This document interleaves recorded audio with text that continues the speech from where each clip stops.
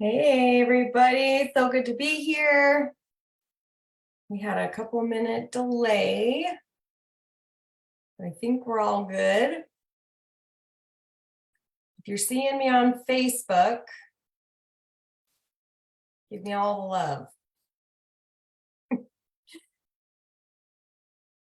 Please, if you're seeing me live, I know a lot of people are going to be watching this replay. Guys, if you're watching the replay, please comment and say, hey, my name is whatever, I'm tuning in from wherever you are. Let us know you're watching the replay. Share your thoughts, share your experiences. Hey, Brianna, so good to have you here. So good. So if you're watching live, always let us know. Or if you're watching the replay, let us know that you were there. Oh, Heather's there from Ephraim, Utah. Kristen's here. So good to have you here. Ashley's here. There's always that delay too. So like, if I'm saying your name like so long after you were already there, just know there is that delay. But anyone that's hopping on, or if you're watching the replay, say hello. Okay. My name is Robin Whitworth. I created the Elevated Mother Collective. And I'm a CEO of the RRW Support Network, LLC. Becca Ingersoll's here. So good to have you guys here. It's so fun. It is a good day to have a good day. Absolutely. And I'm the CEO of a couple programs. The Elevated Mother Experience, where you can come in and learn all this stuff with coaching, with the whole program. But today is a little snippet, 5 principles that I teach inside the program that will affect your income, okay? And, oh, thank you, Jenny. This looks so beautiful, so great. You guys are always so nice. I feel so good. Feel so supported. As I was preparing for this, I know a lot of people, and I would love for you to participate with me in this. Just a little calm down moment I know this because when I created this community, when I created this program, when I created this in my brain first, I saw it in my imagination. I saw it on the screen of my mind. And I said, someday I will be teaching classes to moms about this because I was struggling through it. But I've learned these principles. I have put them into practice and they work. Okay. But I wanted to let you know that little back piece because a lot of people feel a certain desperate desire around money. And anytime you resonate with what I'm talking about, please open up the vulnerable gates of your heart and receive this information into your soul and share. Say, I feel this, I resonate, I hear what you're talking about. If you have questions, put them in the chat, okay? But a lot of people have this desperate desire or even anxiety, even depression, hopelessness, a heightened sense of awareness around money. And so I would love us to take a moment to just like get really, really present. Hey, Serena, get really, really present in this moment. Okay. Those of you that know me well, you know I'm not afraid of silence. Get really present in this moment right now. September 22nd, listening to Robin. I'm in this room. Maybe you're sitting down, maybe you're driving, I don't know. But really get present with why you came to this class. Like, really, why does it matter? You guys are all really amazing, aspirational, busy mothers. Why would you take time out of your Friday morning, or if you're watching the replay, right? Whatever time you're taking to watch this, why? Why are you doing this right now? If you know, put it in the chat. If you know, put it in the chat and share. Because some people need context. Some people are like, man, I don't know. Just curious. And that can be your answer. If you're just curious, that's great. But I'm going to share with you that just being curious is one thing. It's a certain energetic wavelength. When you are in full willingness and acceptance, that's a different wavelength. Reaching higher towards the wavelength of wealth, like monetary vibration. So if it's like, dude, whatever Robin says, like, I'm really going to let it roll around within me. I'm not just going to let it be this nice thing I see and then I'm going to walk away. And it's okay if that's your experience today, if you're just totally here for curiosity. But just take a moment, get really present. Becca says, I want to manifest more money for your family. Yeah. And I would also take that a little step further, like, why? Having that more, this different number in your bank account, right? Having this different number, and I would really suggest you know what that number is. And somebody say, well, that's limiting. So write the number. If you want to see $50,000 in your checking account, you say, I'm so happy and grateful that I see $50,000 in my bank account or more by this specific date, right? But have a specific number. Have a specific number and then be like, what is this going to do? Seeing that $50,000 in my account, you got to connect to it like at a feeling level, on a feeling. What does that mean? If I've got $50,000 in my checking account, right? Like, what are those things? And then I would even get to the deeper root and say, okay, braces, home, car, safe, blah, blah, blah, all these things that are wonderful. But what is that then?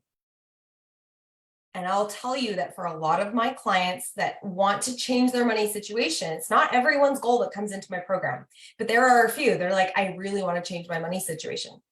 And these are the ones that I posted, like, they wanted to change their income. This was so important to them. It was their goals they came into the program with. Not everybody comes in and says, I want to change my money situation this specific way.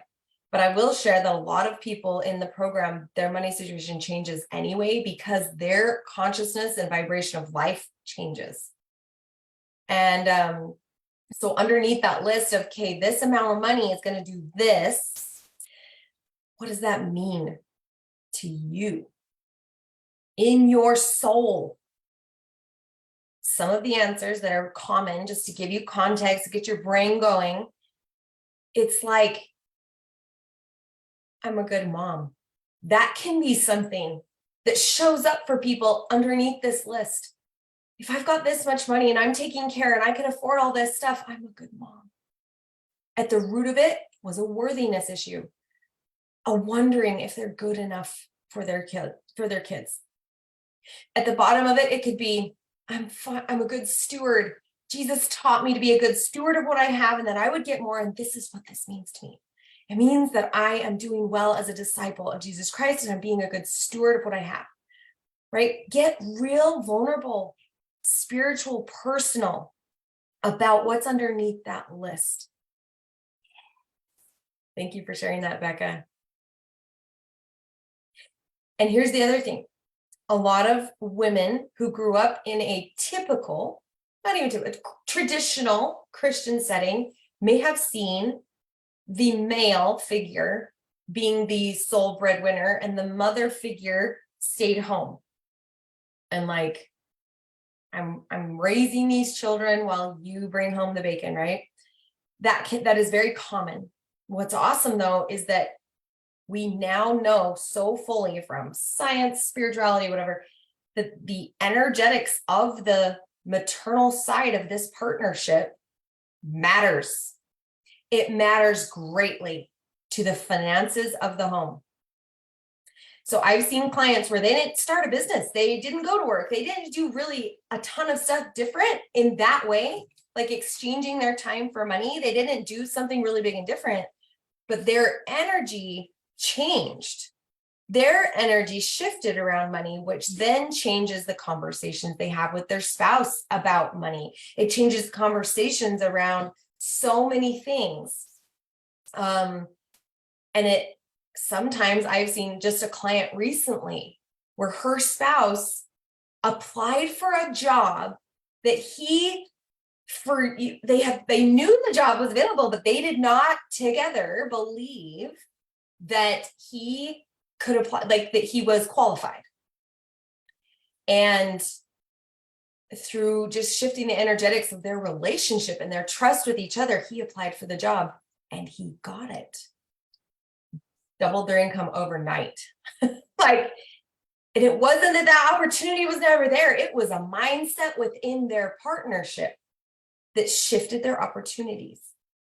Okay, so this is the mindset we want to come into these 5 principles with. That energetically, it matters. Energetically, it matters.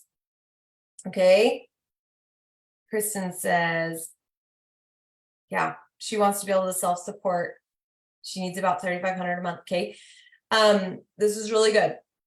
So get present, guys. Get really present, because just know it's your energetics around the money situation, the money conversations.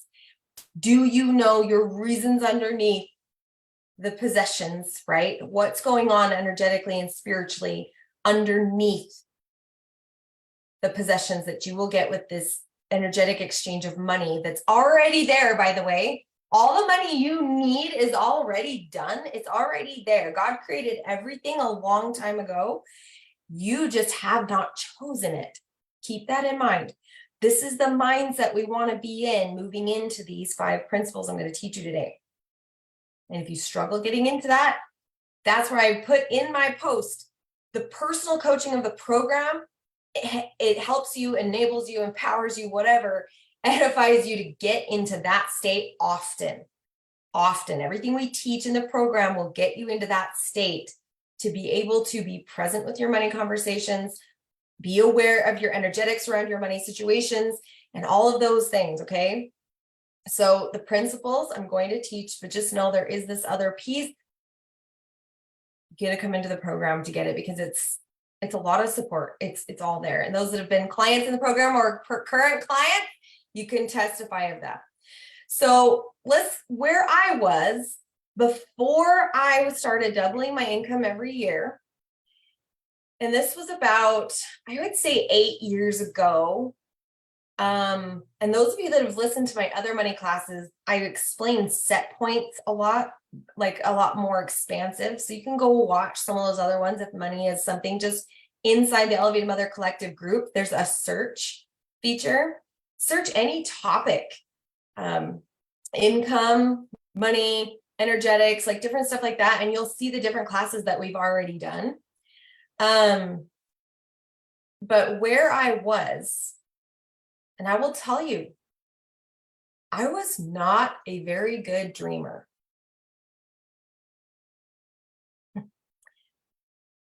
Anyone else?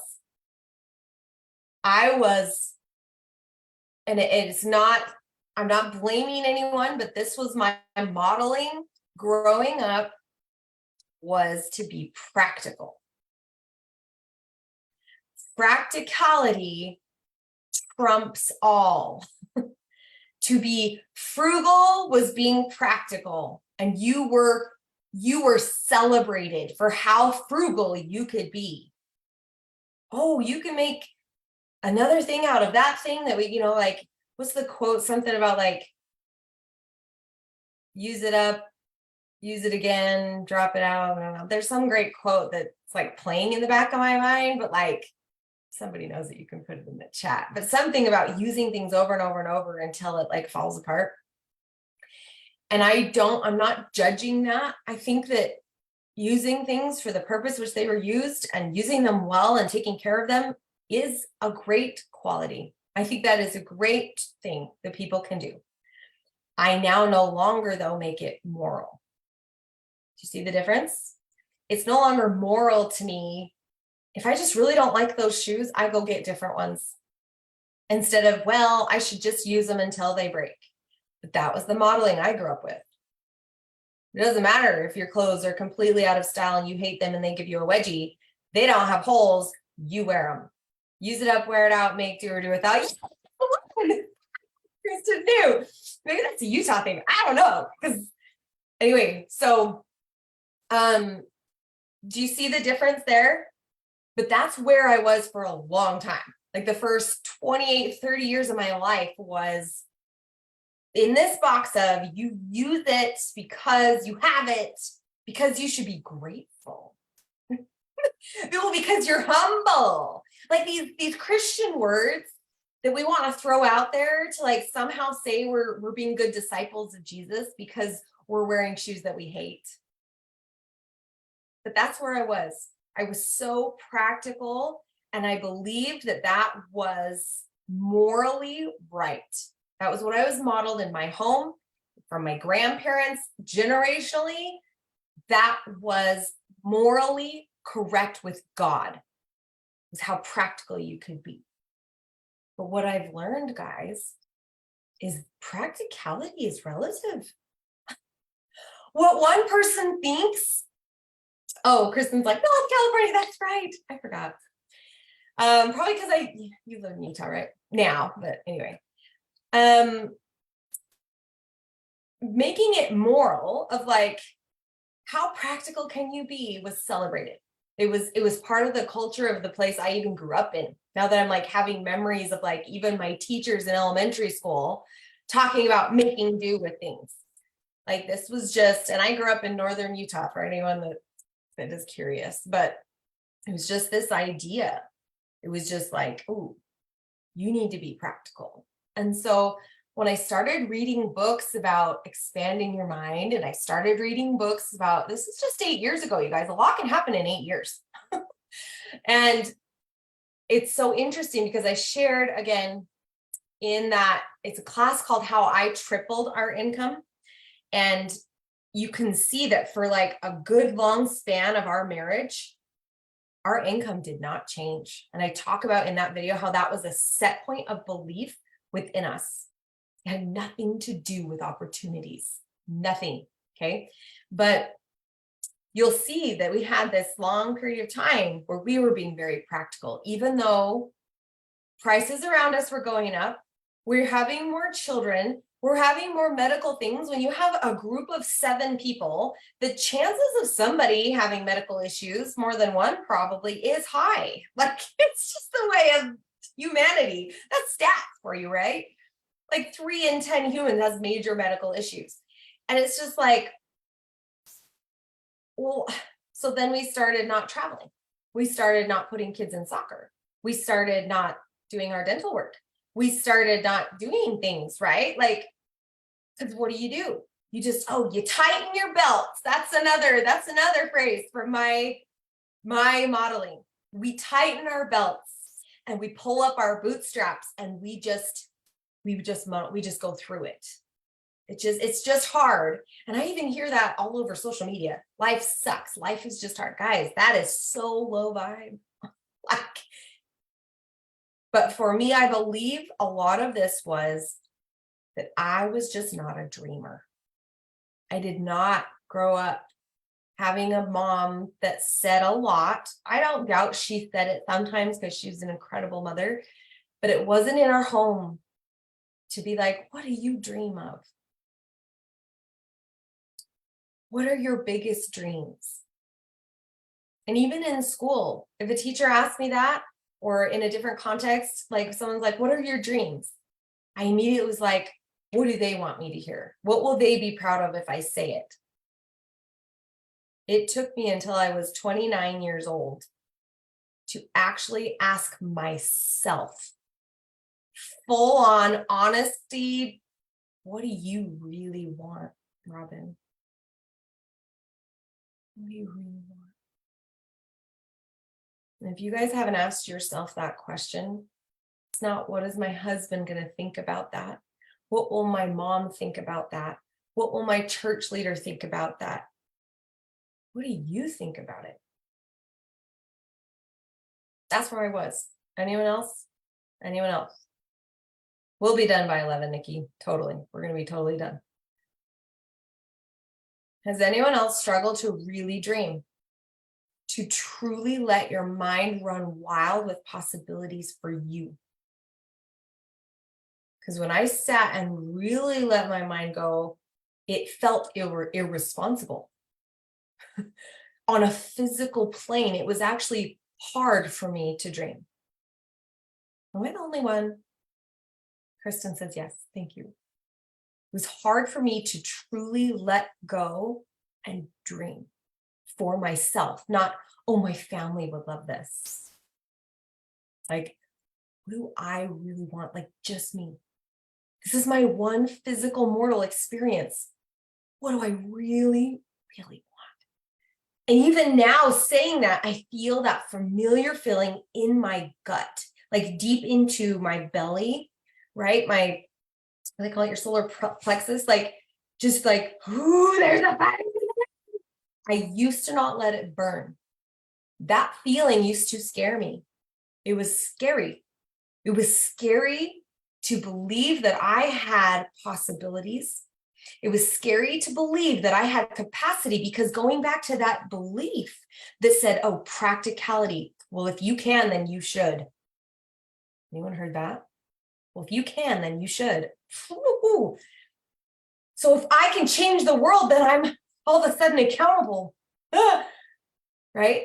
Like, really, like, Jenny, she's 42. I don't think I've ever allowed myself to dream. Ooh, Heather says, yeah, it felt culturally wrong to want more. Right? Bloom where you're planted. Be grateful for what you have. These are great ideas to challenge that come from a lot of cultural thinking.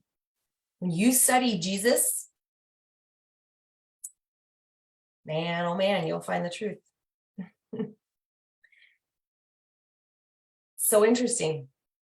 I'm glad that I'm not the only one.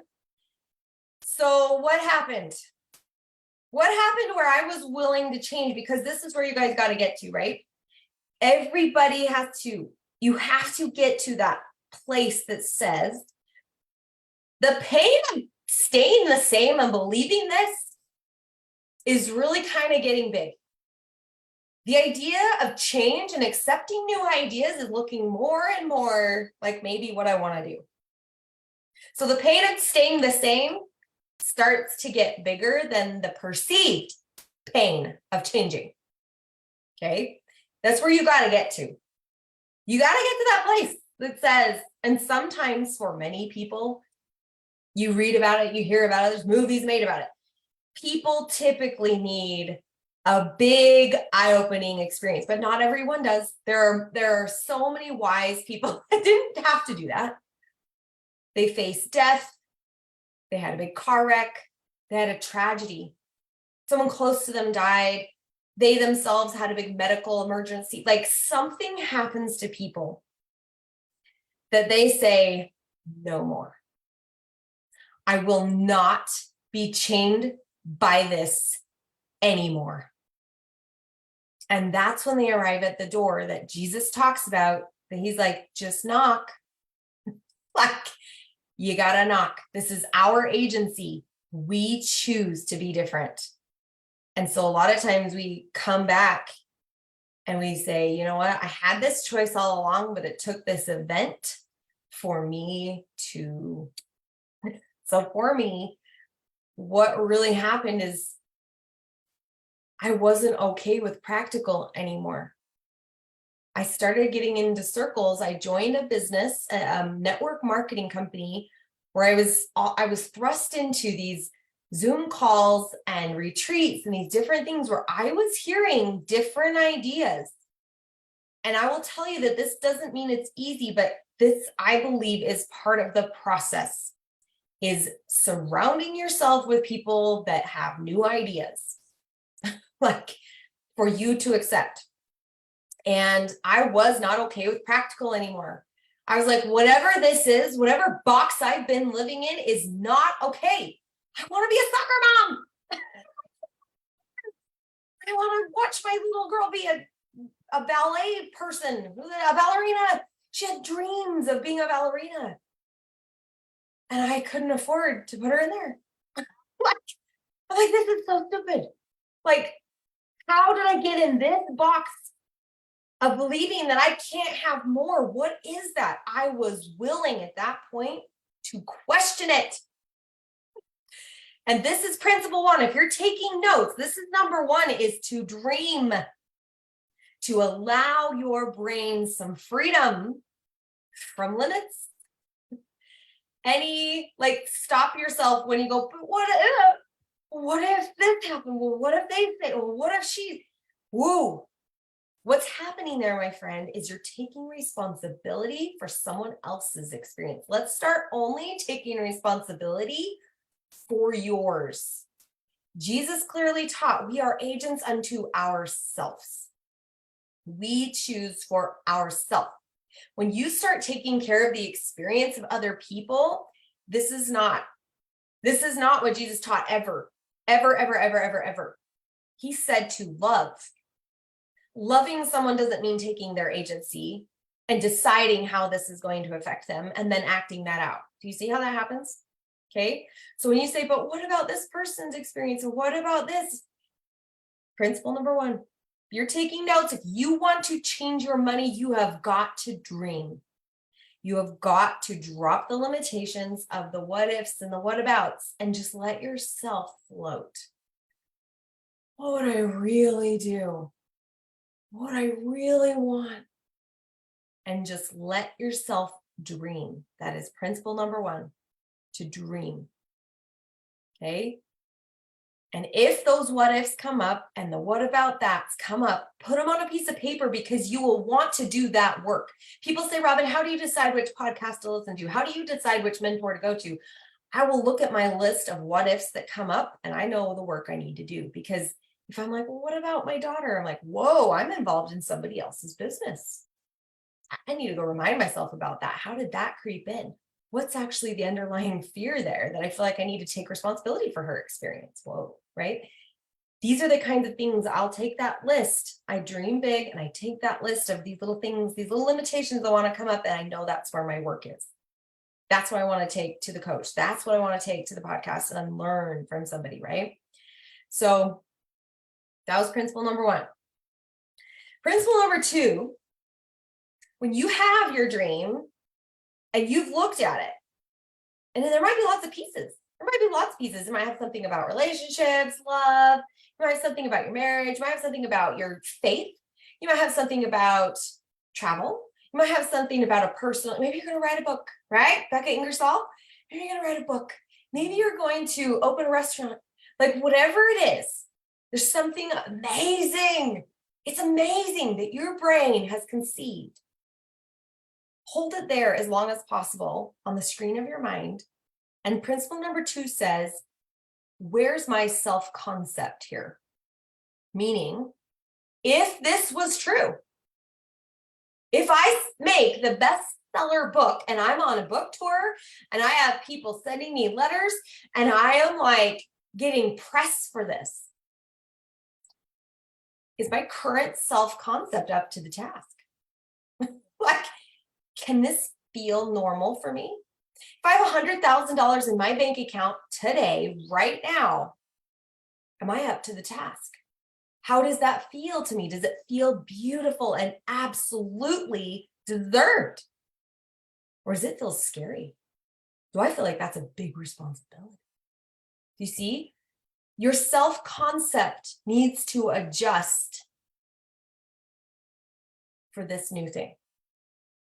This is a step I missed for a long time. But now, I now keep a list, and we do this in the program. We flesh this out really, really good. Who do I need to be then? It's all in there. It's all in you, right? It's what's the version of myself that's going to have, $80,000 coming from me? What's the version of myself that's going to make the $3,500 a month? What are the beliefs I'm holding now that don't match this? What does this version of myself believe? What are her thoughts? It's amazing the limiting beliefs people put on themselves. Okay. Like we could talk about that forever. I was talking to someone in network marketing. I don't grow mine anymore. I still have it. It's a great passive income for me, but I don't grow it anymore. But I did grow it really well. There's 6 figures before. And so I can do a little coaching and network marketing, but I was like, what's going on? And she's like, well, I have this goal where I want 5 new clients a month. And I was like, okay, well, how's that working out for you? What's your big goal? And she's like, well, I want to make 6 figures. And I said, well, what's this 5 people a month then? You can't get to 6 figures doing 5 people a month. And she's like, well, that feels really big to me. I said, yeah, but it's not big enough. She's like, what? Like she had limited herself to 5 people. So thereby she will never reach her 6-figure goal in that particular company. Like in the timeline, she wanted to reach it that year. And I'm like, no, you'll probably reach it in like 6. She's like, oh, well, I want it this year. And I said, well, then we get to change that number. She had limited her income by saying, I can only handle 5 people. So we got to work on her mindset that said, why only 5? Why can't you do 12? 12 will get you to 6 figures this year.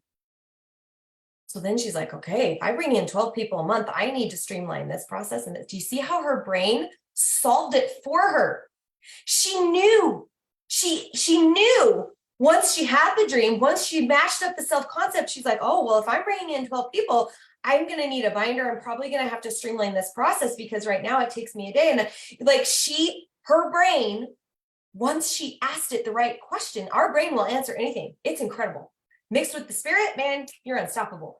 But she met the self-concept. She started, if this is true for me, she released those limitations of 5 people per month and was like, I got to get 12 because I'm getting 6 figures. All of a sudden, the belief changed.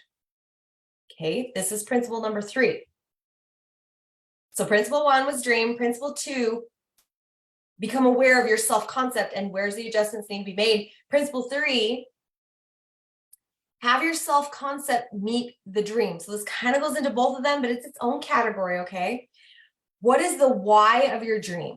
And this is kind of what I was talking about earlier. Like, what is the why of the dream? Like, get underneath that. For this, for this person, let's just say, and we didn't get to this point, but I'm just going to guess. She's like, I want 6 figures this year. I happen to know she's a single mother. And I can imagine that some of her whys was like, I want vacation with my kids. Why? I want memories with my children. Why? Because I want them to have a present mother emotionally and physically. That's what it came down to.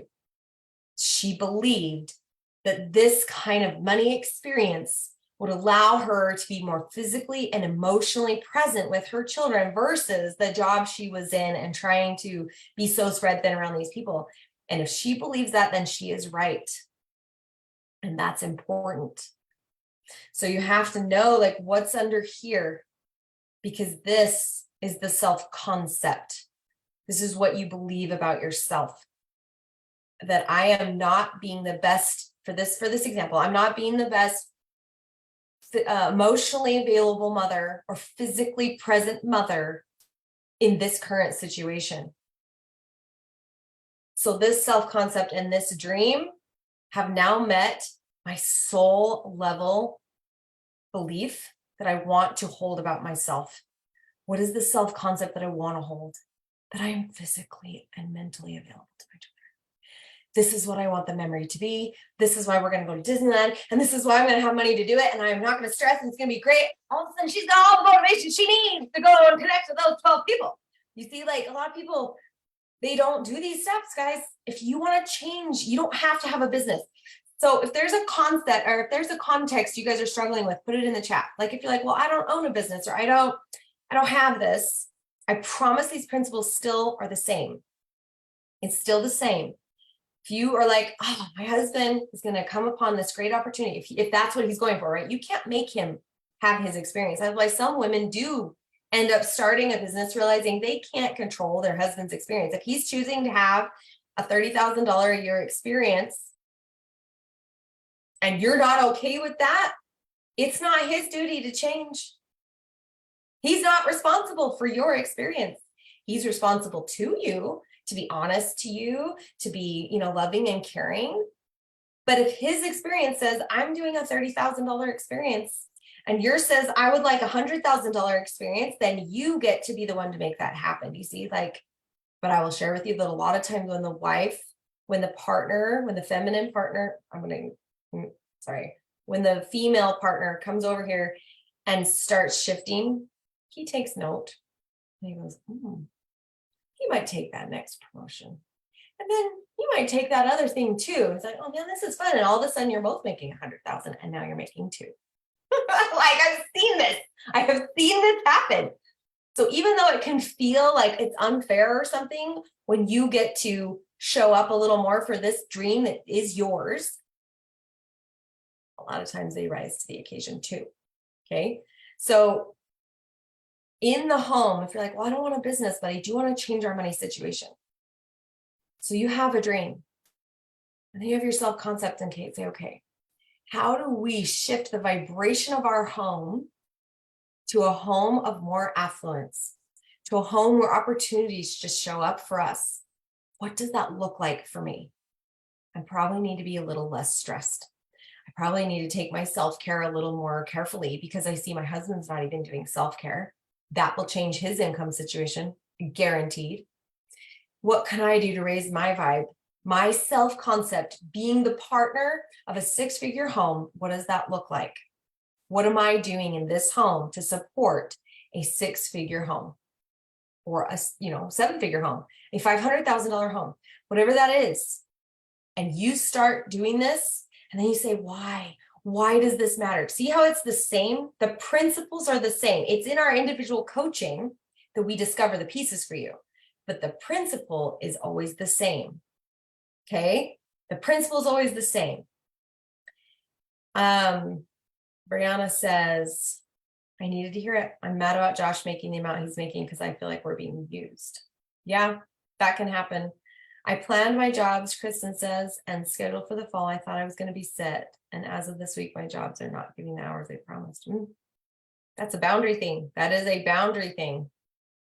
You get to go in and ask them why they're not giving the hours they promised, right? This is you showing up for yourself and saying, this is what I needed. This is what you said. I don't see it. Tell me why.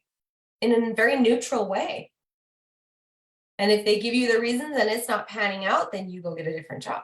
You know what I mean? There's a different opportunity. Principle number 4 is set point awareness. And I'm going to redirect you to that class. I don't know if Heather Shoemaker is on, but there's a class in here that's like how, several of them I talked about set points, how to change your income, how to triple your income, all these different things. I know we're talking about doubling our income today. And so this is where, on my how I tripled our income this year, right? From just the 70s from a couple years ago to now we're going to hit 300,000. And it's like, I had to change my self-concept. That video talks a lot more about the self-concept of meeting what's happening in your life and where you're going and what's really going on. Okay. You bet, Kristen, you bet. And I had you always have a set point. So if you're like, man, my income has not changed for a long time, you're at a set point. You're accepting this. You're accepting that $4,000 a month is all you need, right? You've set that limitation. $4,000 is all I need. And you may say that for a long time. My husband and I thought we hit the jackpot when he got a job that was over $50,000 a year. Our dreams weren't very big at that time. But it was okay because we both grew up with parents that made $38,000. So it was like, oh, wait, if we want to live the life we want to live, and inflation, we need to be reaching more towards 200,000 a year. We want to travel and we want to save and we want to give to charities and we want to be able to, there's all these things in our dreams and we're like, oh, then we get to shift our self-concept. We get to shift our energies. We get to shift our goals and we get to shift our set point. It's not okay anymore to do 4,000. You know, we got to start doing 8,000 and 10,000 and 20,000 a month. Like, so if you want to double your income, look at what your numbers have been for a while and double that. Put that number down. If you're like, you know, say you're making 160,000 right now, it's like, that means we would be making over 300,000. Write it down. Believe it. Knock and it shall be open. Ask and ye shall receive. Why are we not asking? It's there. $300,000 is there. It's all over the world. It's for you. It's got your name on it as soon as you identify with it. Okay? Like, double that number. Double it, because if you've been at a set point like this, you're like, man, I'd really love to double our income. You've got to start looking at that number. You have got to start identifying with that number. Oh, we're a household that brings in 300,000. Okay, then how do I show up supporting a $300,000 home? What kind of things do we look at? What kind of accounts do I have prepared to open? Have you actually prepared the field for that? Double that number, okay? So where's your set point been? This is step 4. Double that number. And it's also going to be really, really beneficial for you to ask questions like, why is this number comfortable? And why is that number uncomfortable? Jesus never set an income point that said this point is evil. If you make 100 million a month, well, that's Satan's playground. No, there is no income level that is evil. Stop making this moral, right? I love it when I think it was Melissa up on the chat said somewhere around like it feels wrong to want more. Why? Who said having more income was wrong? Who said? And so you say, well, it's my desire, it's my want. Why? Who said that? Who said that you wanting to progress in your life and be different and have a different experience was wrong? I'm going to tell you that is Satan. That is a lie. That is a lie. That he likes to whisper to people that want to be small. I don't know. You know, like it's like, what? He'll whisper on these fears. But Jesus Christ never said that there was some income level or experience of this life that's progressive and wonderful. And someone read the parable of the talents, for heaven's sake. The person that buried their talent and never grew was chastised. Right? Like, what the heck? Not earning more money does not give you some points on a scoreboard in heaven. What? What is this? Nobility and poverty? There are millions. There's so many people, you guys. There are so many people becoming millionaires every year because they have rejected thoughts like that. And I am on my way to being one of those, because for a long time, and these were questions I had to ask myself. What is wrong with earning $100,000? What is wrong with a mom of 5 working from home on her chair in her little room in Idaho earning $2 million? Is there something wrong with that? Is it just that I haven't identified with it? Something about myself hasn't identified with this. What is that? So you can go and study under all these coaches. You can go and get all this stuff, but if you have not identified with the end dream, you haven't even had the dream, and you haven't found the spiritual piece for you, and you haven't shifted the set point like consciously, you will never get there. You say, well, it just doesn't work for me. Worked for all those people, but it just doesn't work for me. See, all these people becoming millionaires. Why can't that be you? Like, really, why can't that be your family? Ask yourself those questions. Really? Like, ask yourself that question. What am I believing? What am I believing? That this is the only job I could ever have? That I'm unqualified? So then start a list that says, what do I need to get to be qualified? Like, and Do I really need that? Do I really need this qualification? Like, is this really set in stone that I cannot do that thing without this qualification? Or is this me having an ego problem that says I need so many certifications for people to believe what I say? I can't even tell you guys how many entrepreneurs tell me that. Well, I've got my master's here and I've got my PhD over here, but I think I need one more master's in that before I tell people I can serve them.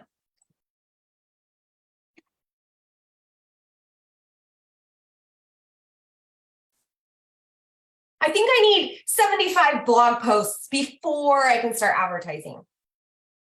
I think I need 30 already done recorded podcasts before I launch. I think I need a website and a social media manager before I start sharing my message of hope and strength and love. Don't get stuck in the qualification limitation, friends. Friends, I am positive that I have read more books about psychology than a psychologist. I don't have a psychology degree. I have lots of people that ask me, do you have a psychology degree? You speak like a therapist. I'm like, no, but I've probably read every book they've read and more. It's okay. I don't need the piece of paper. I don't need the piece of paper, Jesus never had a great certificate that said, you are a life changer. You are now allowed to be a prophet. Like he just showed up for his mission in full, never denying who he was and what he was there for. He may have spoken parable, but he was there for it. Okay. Principle number 5, and then we're done. Get the ball rolling. Take action. Choose a vehicle, right? Get the dream, sit and ponder with yourself. Let your brain do what it is designed to do, and it will come up with a solution. It will come up with a vehicle. Is this a network marketing business? Is this something you want to do of your own self? A pottery business, wood turning, dog walking, like whatever it is. There's some vehicle that may come up that is more of an entrepreneurial adventure. It may be, you know what? I need to change my attitude about my husband because guess what? I've done a whole video, I think, about that, or at least there's a couple posts. Before I jumped into entrepreneurship full on like I am today, I started appreciating my husband, appreciating why he chose to do what he did. I thought, you know what? I was so mad at his job for so long. But when I started looking at it, I thought, you know what? He's never worked weekends. He always has 2 weeks off for Christmas. He has a great work environment. Nobody uses a lot of, we really value clean language. So we don't have a lot of cursing and swearing in our home. And he also has that at his work and he values that. And as I started thinking about the benefits and I started appreciating it, little jabs, little passive aggressive things stopped coming out of me.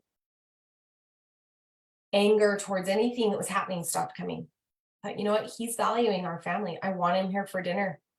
I want him to be able to support us on the weekends with all these things. And he's sticking with this job because it's supporting that. I started appreciating it. And guess what? He got a raise. I kept appreciating it. And his whole income structure changed and the company started getting profit sharing. That changed things. And it was because his attitude of his own job started to shift with my energy. He made those choices. But because we were back in the day, we were so emotionally dependent with each other that how I felt about something really affected him. And how he felt about something really affected me. We have since stopped those behaviors and we're very much whole people. But I know a lot of couples have not made that work. They haven't done that yet. So they're still pretty emotionally enmeshed with their decisions and what they do. But I can testify that when you start appreciating where your husband's at and what he's doing, it will shift the game. So that's the action, right? Step number 5 is take action. Get the ball rolling. If that means you go through these steps, I'm gonna dream, don't let myself concept, take action. Don't just take these notes, set it aside and leave. Okay. Choose your vehicle, because this is the law of compensation. You ready to get this? The law of compensation, the law of the harvest says you will be compensated by the level of impact that you make in the world. This is what Jesus was teaching with the law of harvest. This is what he was teaching about effort. This is what he's teaching in the parable of the talents. Like, you will be compensated by your level of impact in the world, by you showing up, progressing, changing your kids' lives, maybe changing your neighbor, maybe, you know what I mean? Providing a service with your unique way that changes the world. You will be compensated at the level of impact you make on the world.